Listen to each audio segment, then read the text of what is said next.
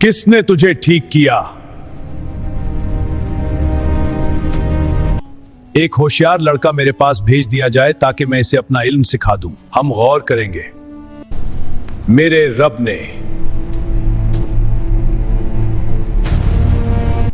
या अल्लाह, अगर राहब का तरीका तुझे ज्यादा पसंद है तो उस जानवर को मार दे। तुम मुझे नहीं मार सकते जब तक मेरा बताया हुआ तरीका ना अपनाओ। सिर्फ अल्लाह ही हकीकी माबूद है और उसके सिवा कोई कुदरत का मालिक नहीं। मेरा और तेरा रब सिर्फ अल्लाह है। सोचिए एक ऐसा दौर जहां हक बोलना मौत को दावत देने के बराबर था, जहां एक जालिम बादशाह अपनी हुकूमत बचाने के लिए लोगों के ईमान को निशाना बना रहा था। और ये कहानी है एक जालिम बादशाह की, एक जादूगर की और एक जवान लड़के की, जिसका जिक्र कुरान की सूरतुल बुरूज और सही हदीस में आता है। आज हम आपके लिए लेकर आए हैं कुछ ऐसे इस्लामी वाकयात जो आपके दिल और ईमान को छू लेते हैं। तो कहानी शुरू करने से पहले सब्सक्राइब करें, वीडियो को लाइक करें और दोस्तों के साथ शेयर करना ना भूलें। चलिए शुरू करते हैं सिर्फ डेली नाइट स्टोरी पर। एक बादशाह था जो अपने इलाके पर हुकूमत करता था। उसके पास एक जादूगर था जो लोगों को गुमराह करता और बादशाह की ताकत को मजबूत करता था। जब जादूगर बूढ़ा हो गया, उसने बादशाह से कहा, एक होशियार लड़का मेरे पास भेज दिया जाए ताकि मैं इसे अपना इल्म सिखा दूं। हम गौर करेंगे। बादशाह ने एक लड़का मुंतखब किया।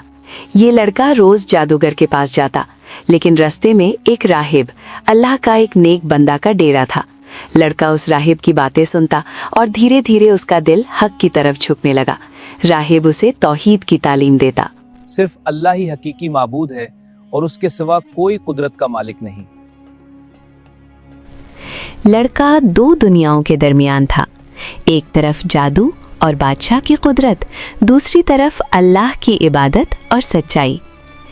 एक दिन रास्ते में एक बड़ा जानवर लोगों का रास्ता रोककर खड़ा हो गया। लोग घबरा गए।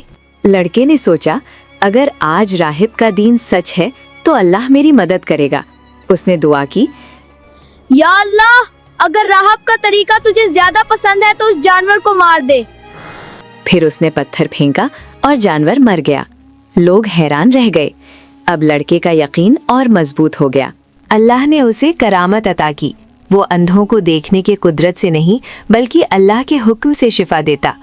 लोगों के मर्ज अल्लाह के नाम पर ठीक होने लगे। बादशाह के एक करीबी आदमी को अंधापन था।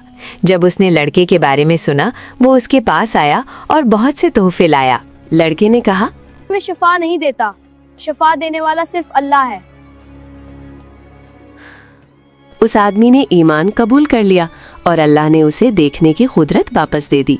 जब बादशाह को पता चला, उसने उस आदमी को बुलाया और पूछा, किसने तुझे ठीक किया? उसने जवाब दिया, मेरे रब ने। बादशाह ने कहा, क्या तेरे रब के सिवा कोई और रब है? उसने कहा, मेरा और तेरा रब सिर्फ अल्लाह है। उस पर सख्त अजाब दिया गया, यहाँ तक कि उसने लड़के का नाम बता दिया। लड़के को बादशाह के सामने लाया गया। बादशाह ने धमकी दी। लड़का सब्र के साथ खड़ा रहा। बादशाह ने उसे पहाड़ की चोटी पर ले जाकर नीचे फेंकने का हुक्म दिया। लड़के ने दुआ की, या अल्लाह, मुझे इनसे जिस तरह चाहे बचा ले। जमीन हिली और सिपाही गिरकर मर गए। फिर उसे कश्ती में बिठाकर समंदर में डुबोने की कोशिश की गई। लड़के ने फिर दुआ की और कश्ती उलट गई।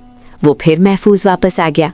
अब लड़के ने बादशाह से कहा, तुम मुझे नहीं मार सकते जब तक मेरा बताया हुआ तरीका ना अपनाओ।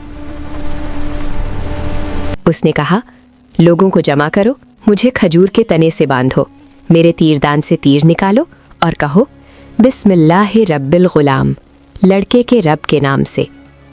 बादशाह ने ऐसा ही किया। तीर चला और लड़का शहीद हो गया।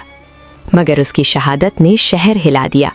लोग पुकार उठे, हम लड़के के रब पर ईमान लाए। बादशाह गुस्से में पागल हो गया। उसने खड्डे खुदवाए, उनमें आग जलाई गई। लोगों को कहा गया कि ईमान से फिर जाओ वरना आग में डाल दिए जाओगे। ये वही वाकया है जिसका जिक्र सूरह अल बुरूज में है। असहाबुल उख्दूद, आग वाले खड्डे। लोग अपने ईमान पर कायम रहे। एक औरत अपने बच्चे के साथ आई। वो हिचकिचाई तो अल्लाह ने बच्चे को बोलने की कुदरत दी। बच्चे ने कहा, ऐ मेरी माँ, सब्र करो, तुम हक पर हो। वो भी आग में डाल दी गई। जुल्म अपनी इंतहा पर था, लेकिन ईमान जिंदा था।